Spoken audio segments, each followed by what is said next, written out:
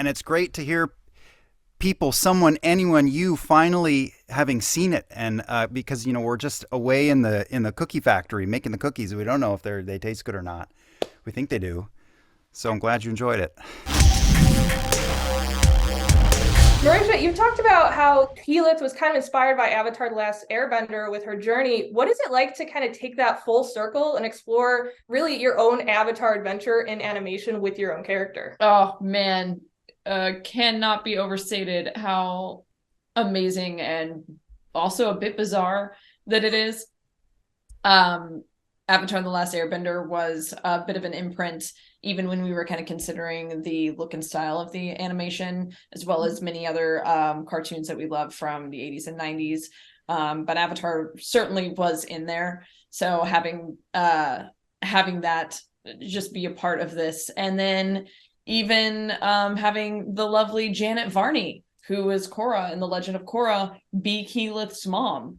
It's just such a beautiful little nod to the inspiration, and a nod and an homage that I hope is seen out of respect and nothing but love for all of the inspiration that did come from Avatar. I loved it. It's so good. And then Liam, Vex and Vax's stories are so intertwined, but this season his love for her really sends him on his own kind of quest that takes him away from Keyleth, Vex, and the other members of Vox Machina to a degree. What was it like to explore that journey that separates him from them? Well, he's ride or die for his sister, and he's willing to bet it all and pay the price. It brings a whole hell of a lot of turbulence and a lot of great, uh, dense, rich problemtunities. It's one of our words of the day. I don't know. The twins are for me, like at the genesis of all of this. Laura and I just chose, built characters for what was supposed to be a single game, and through that, I've made one of the greatest friends of my entire life, and a sister. So it wasn't really that hard to tap into because I just care about her so goddamn much. So it just felt like honoring that. And it's great to hear people, anyone, you finally having seen it, and because we're just away in the cookie factory making the cookies. We don't know if they taste good or not. We think they do. So I'm glad you enjoyed it.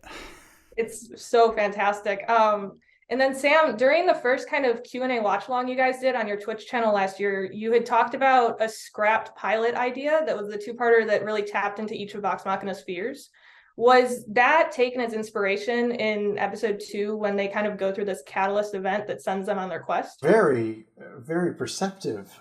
Yes, some of that was sort of salvaged for that episode, but yeah, we definitely wanted to explore the characters in a more in-depth way in this season, and get into their personal fears or traumas or upbringings.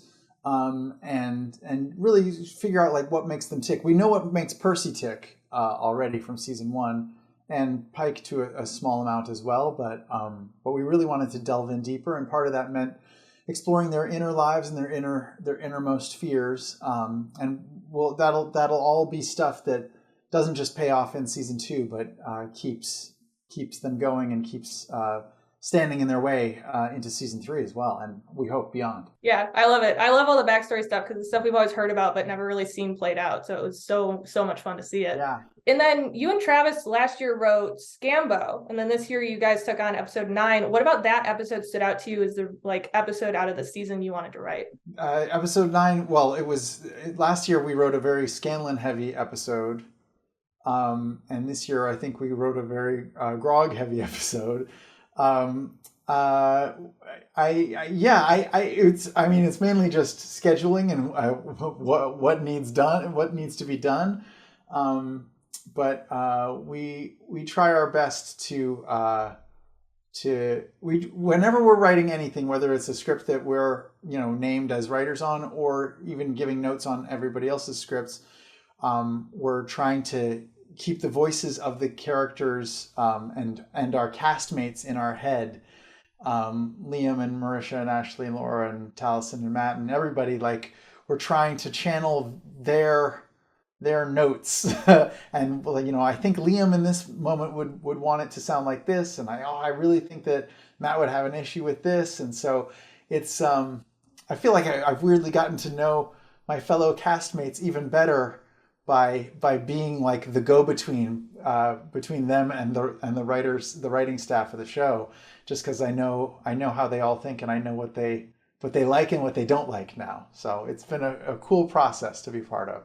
Well, I love it. And you guys definitely capture that with every episode. This season is so good. I can't wait for more people to see it. I can't wait to see it on the big screen in a theater full of critters. That's going to be amazing. And I just, on a personal note, I want to say thank you to you guys, because Critical Role is one of those shows for me that just has changed my life in so many ways. And it really opened my mind to what storytelling can be. So truly, thank you. And this is just, it's so phenomenal. Thank you for watching. Thank you for coming along with us. Thank you so much.